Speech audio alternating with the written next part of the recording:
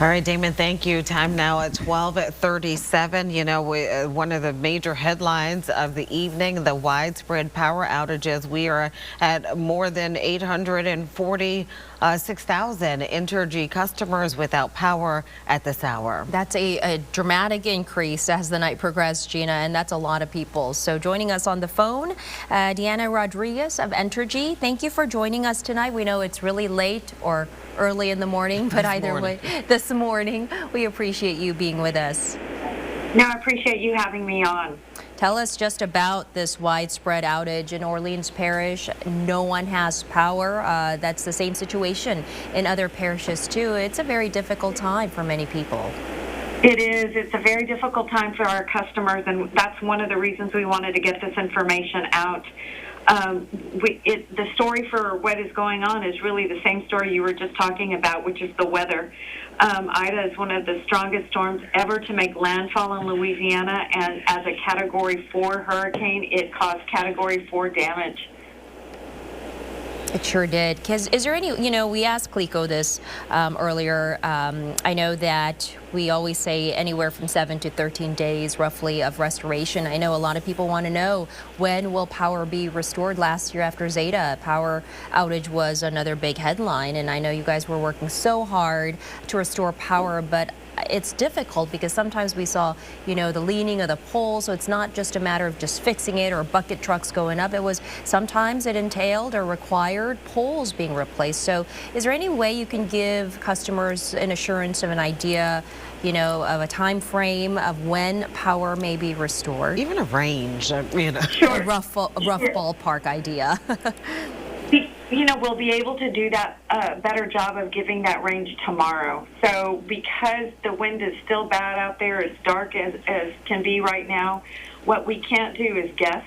And so as soon as the sun comes up and as soon as these clouds pass us by, we'll be able to go out there and do an inspection, figure out what was destroyed and what wasn't, what's working, what's not, and then make sure that we can go in and start reconnecting power to people that can take power. And when you said Category 4 storm that caused Category 4 damage, in your years of working at the utility, have you seen this kind of catastrophic damage to the grid or to the power system? Well, I guess, I think what's scary is that what people are remembering very well is what happened during Hurricane Katrina, and then a year ago what happened in Lake Charles. So storms are getting stronger, and it is getting more and more difficult to keep up with them. Our transmission lines were impacted, and it's put us in this situation. So I think that once we're able to see in the light of day what damage was caused by the storm, we'll be able to take a look at how quickly we can get power restored to the area. So then it really was a very, very bad storm. So would that happen tomorrow, you think, in the morning once conditions are safe? Even the roadways, there's so much debris, tree branches and limbs, impeding crews and even first responders tonight. So when do you think that kind of cleanup and assessment may happen? It'll start happening as soon as we can get out there. So weather permitting, our crews will be out at first light assessing damage where it's safe to do so. I think you may raise a good point. It'll depend also on what we can gain access to. But as soon as we can do that, we have drones, so it won't have to be just through streets. We have other equipment that we'll be able to reach. We have high water equipment that we can get to areas that are inundated, and so we'll be able to do as much assessment of the damage as possible, and starting first thing in the morning.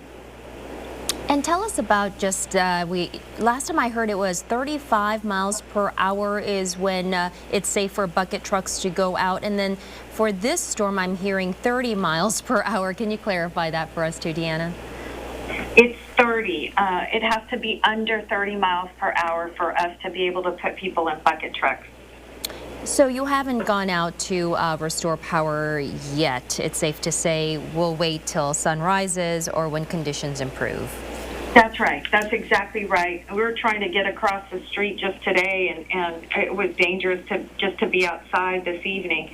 So the wind is still up, and we have to be really careful. Just everyone needs to be careful, but certainly people that we're putting in harm's way and trying to restore power.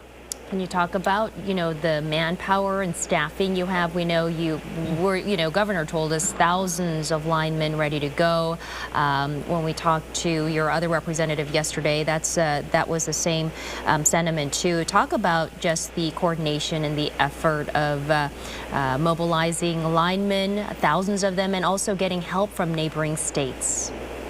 That is one of the good things about working for a utility, that we do have other utilities that we can reach out to, either neighboring to us or even not so close. But we expect to have a workforce of about 20,000 in total, and those resources are being secured through what we call the industry's mutual assistance program. So we have a number who have already arrived, and they're going to continue to arrive. And they will help us, once the storm passes and we can get busy in restoring power. All right, before we let you go, any other final thoughts or advice or word for residents? We just appreciate our customers' patience, and we will continue to provide updates. We know how difficult a time it is right now, and we wish we had more answers this evening or early this morning. But we know as soon as we can get out there, we'll have our scouts out there. We'll be assessing the damage. Again, this is an unprecedented storm in terms of what the damage it's caused. So we hope to make sure that we can answer more questions tomorrow. We would also ask that customers stay safe.